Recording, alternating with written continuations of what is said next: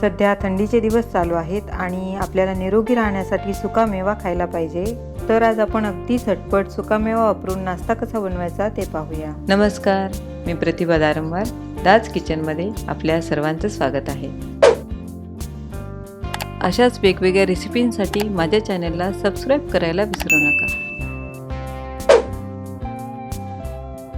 Mixing बाउलमध्ये 2 teaspoon role oats, साधे oats घेतले तर ते चिकट होतात, त्यामुळे रोल ओट्स घेतलेले आहेत। काळा सॉफ्ट खजूर स्वच्छ धुवून तुकडे करून घेतलेले आहेत। यामध्ये गरम दूध घालून 10 ते 15 मिनिट भिजवून घेऊ, म्हणजे छान भिजतील, किंवा हे रात्रभर फ्रीजमध्ये ठेवून भिजवून घेतलं तरी चालेल। ओट्स आणि खजूर छान भिजलेले आहेत। यामध्ये आवडीप्रमाणे भोपळ्याच्या बिया, टरबूजाच्या बिया, एक अंजीर स्वच्छ धुवून तुकडे करून घेतलेला आहे, सूर्यफुलाच्या बिया, काजू, किसमिस, अक्रोड, बदाम, पिस्ता हा सर्वच सुकामेवा खूपच पौष्टिक असतो, त्यामुळे आपण थंडीमध्ये रोज खायला पाहिजे।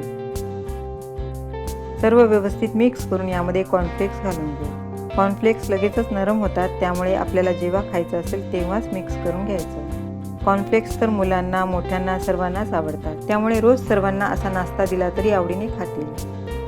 करायला सोपा आणि अगदी झटपट मस्त टेस्टी हेल्दी नाश्ता तयार झालेला आहे। तुम्ही अशा पद्धतीने सुकामेवा घालून कॉर्नफ्लेक्स खाऊन पहा आणि कमेंट्स करून मला सांगा। अशाच वेगवेगळ्या रेसिपींसाठी चॅनलला लाईक करा, शेअर करा आणि सबस्क्राईब करायला विसरू नका।